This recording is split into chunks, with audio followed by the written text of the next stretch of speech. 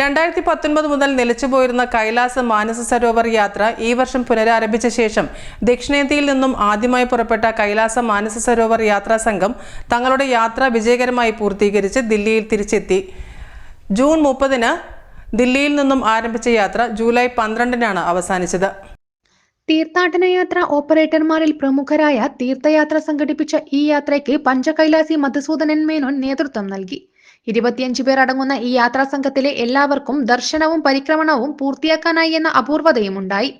ദില്ലിയിൽ നിന്നും കാഠ്മണ്ഡു വരെയും തിരിച്ചും വിമാനമാർഗവും തുടർന്ന് നേപ്പാളിലും ചൈനയിലും റോഡ് മാർഗവുമാണ് ഈ യാത്ര നടക്കുന്നത്.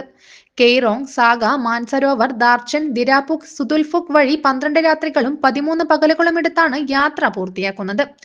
ഈ യാത്രയിൽ 3 ദിവസങ്ങൾ 52 കിലോമീറ്റർ വരുന്ന കൈലാസ പരിക്രമമാണ്. നടന്നും കുതിരപ്പുറത്തും പരിക്രമം പൂർത്തിയാക്കാം. ദാർച്ചനിൽ നിന്നും യമദ്വാർ വരെ 5 കിലോമീറ്റർ വാഹനത്തിൽ എത്തിച്ചേരാം. പദപരിക്രമം യമദ്വാറിൽ നിന്നും ആരംഭിക്കുന്നു. ദാർച്ചനിൽ കൈലാസത്തിന്റെ തെക്കേ മുഖവും യമദ്വാറിൽ നിന്നും ദിരാപുക്കിലേക്കുള്ള യാത്രയിൽ കൈലാസത്തിന്റെ പടിഞ്ഞാറേ മുഖവും കാണാനാകും. ആദ്യ ദിവസം 13 കിലോമീറ്റർ താണ്ടി ദിരാപുക്കിലെത്തി കൈലാസത്തിന്റെ വടക്കേ മുഖവും കണ്ടു തൊഴുന്നു. 18,500 അടി ഉയരത്തിൽ നിന്നുള്ള ഡോൾമാല പാസ് വഴി മുന്നേറുന്ന രണ്ടാമത്തെ ദിവസത്തെ പരിക്രമം 22 കിലോമീറ്റർ സഞ്ചരിച്ച് സുതുൽഫുക്കിൽ അവസാനിക്കുന്നു. ഈ ദിവസം യാത്രക്കാർക്ക് കൈലാസത്തിന്റെ കിഴക്കേ മുഖവും ഗൗരികുണ്ടും കാണാം.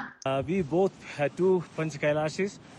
Me and Mr. Mulidran was lucky enough to reach over here at the foothills of Kailash Parvat.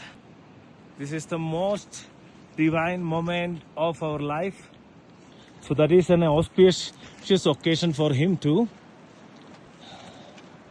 We don't know what goodness we have done in this life, because whatever we remember is not sufficient for us to reach here and stand here in front of Mahadev.